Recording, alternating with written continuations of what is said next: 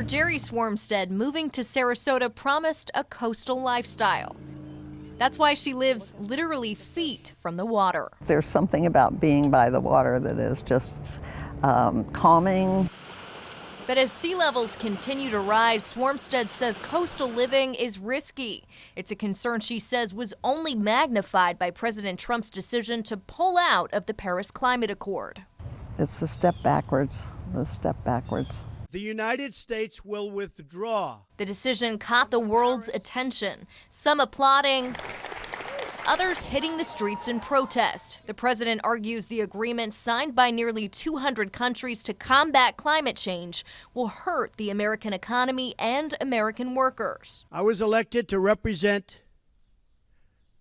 the citizens of Pittsburgh, not Paris. Within days, dozens of American companies from Apple to Walmart to ExxonMobil urged the president not to quit the agreement. Plus, 12 states and more than 200 cities vowed to uphold the deal.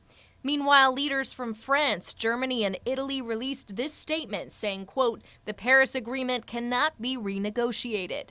French President Emmanuel Macron even abandoned his native French tongue in favor of English to invite American scientists to France to work on climate change. Make our planet great again. At Sarasota's Republican headquarters, though, Secretary Frank Patti was excited to see the move. We shouldn't be dictated by agreement with other nations. This has to be done by the United States under its own auspices without causing damage to its own economy. Patti acknowledges climate change as legitimate, but says it's primarily a naturally occurring phenomenon. A small percentage is probably man-made, but we can't tell how much of it. So going on this tear that they've gone on is ridiculous. Patti's correct that climate change is not entirely man-made. According to NASA, the Earth's climate is affected by small changes in its orbit. But NASA also reports, despite what Patti claims, the current warming trend is of particular significance because most of it is extremely likely, greater than 95% probability, caused by humans, leading to extreme weather events, warming oceans, and shrinking ice sheets. At the National Weather Service, meteorologist Daniel Noah says whatever the cause, Florida stands to lose a lot when it comes to climate change. So what does this map show us? So this is a sea level rise viewer from NOAA, and you could range from 1 feet to 6 feet. And it shows that once you get 3 feet above where the tides are now, St. Armand Circle starts to have water on it permanently. So we would see St. Armand Circle underwater just after 3 feet. We're starting to see roads go underwater, drains aren't draining.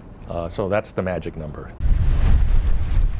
NOAA points to Tropical Storm Colin and Hurricane Hermine as a taste of what climate change could mean for the Gulf Coast. At high tide, the drainage pipes got covered up and the heavy rain from the storms flooded the streets because the water had nowhere to go. We're going to see that more and more often as the sea level rises. By the year 2100, the NOAA estimates range anywhere from 1 foot to 5 feet of sea level rise in Florida. By then, projections from Zillow estimate nearly 1 million Floridian properties worth more than $400 billion are at risk of being submerged. The coastline will change. There's only so much you can do to mitigate the impacts.